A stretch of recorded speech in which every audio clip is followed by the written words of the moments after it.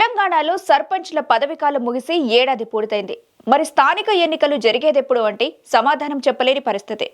డిసెంబర్లోనే వీటికి పచ్చ జెండా పడుతుందనుకుంటే అలా జరగలేదు. పోనీ జనవరిలోనైనా క్లారిటీ వస్తుందనుకుంటే ఆ సంకేతాలు కనిపించడం లేదు. దీంతో అసలు పంచాయతీ ఎన్నికలపై ప్రభుత్వం ఏం ఆలోచిస్తుంది, ఎందుకు ఆలస్యం చేస్తోందనేది అంతు చిక్కడం లేదు. ఇంతకీ పల్లెపూరు జరిగేదెప్పుడు?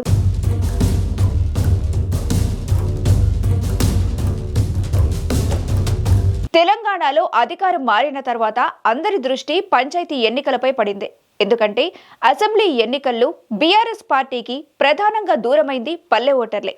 సిటీలో వచ్చిన ఓటు షేరుతో పోల్చితే పల్లెల్లో బీఆర్ఎస్ పార్టీకి ప్రతికూల పవనాలు వీచాయని, ఆ ప్రభావమే గులాబీ పార్టీని దెబ్బతీసిందని ఇలా రకరకాల అభిప్రాయాలు వ్యక్తమవుతూ వచ్చాయి. పైగా కాంగ్రెస్ పార్టీకి గ్రామాల్లో ఓటు షేర్ పెరగటంతో నిజంగానే అధికార మార్పును పల్లె ప్రజలు కోరుకున్నారని స్పష్టమైంది. అయితే కాంగ్రెస్ అధికారంలోకి వచ్చిన ఏడాదిలోనే సీఎం రేవంత్ రెడ్డి పాలనపై పల్లెవాసులు పెదవి విరుస్తున్నారనే వాదన వినిపిస్తుంది. 6 గ్యారంటీలను 100 రోజుల్లో అమలు చేస్తామని చెప్పినట్టుగా కొన్ని పథకాలు అమలు చేసినా అవి గ్రామ స్థాయిలో చాలా మంది ప్రజలకు చేరకపోవడం వంటి కారణాలతో ప్రస్తుతం సీఎం రేవంత్ పాలనపై పల్లెల్లో కొంత నెగిటివిటీ ఏర్పడిందనేది ప్రధానంగా వినిపిస్తున్న మాట. ఈ నేపథ్యంలో పంచాయతీ ఎన్నికలు కీలకంగా మారాయి. పంచాయతీ ఎన్నికల్లో ప్రజా తీర్పును బట్టి గ్రామాలు ఎటువైపు ఉన్నాయనే దానిపై ప్రధాన పార్టీలు ఓ అంచనాకు వస్తాయి. అందుకే స్థానిక ఎన్నికల కోసం తెలంగాణలో అంతరా వెయిటింగ్ నడుస్తుంది. ఇప్పటికే సర్పంచ్ల పదవీకాలం ముగిసి ఏడాది పూర్తయింది.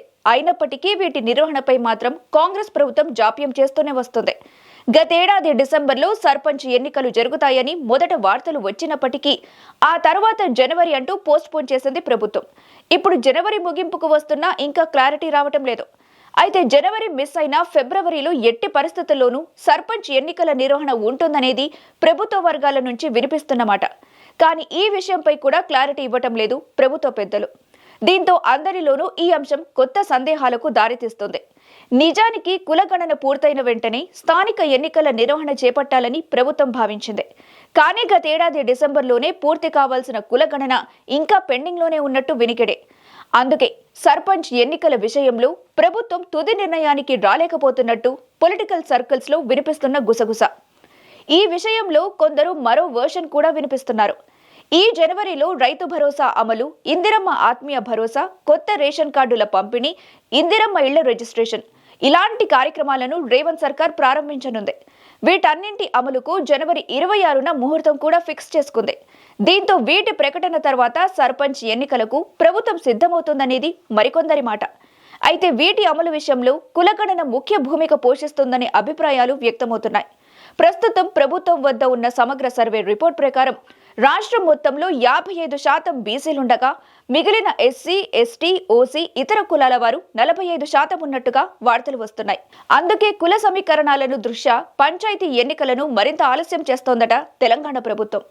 ఓవరాల్ గా జనవరి 26న అమలు చేయాల్సిన పథకాలను అమలు చేసి ఆ తర్వాత సర్పంచ్ ఎన్నికల వైపు అడుగులు వేసే అవకాశాలు కనిపిస్తున్నాయి. ఆల్రెడీ సర్పంచ్ల పదవీకాలం ముగియటంతో గ్రామాలను నిధుల కొరత వెంటాడుతుంది.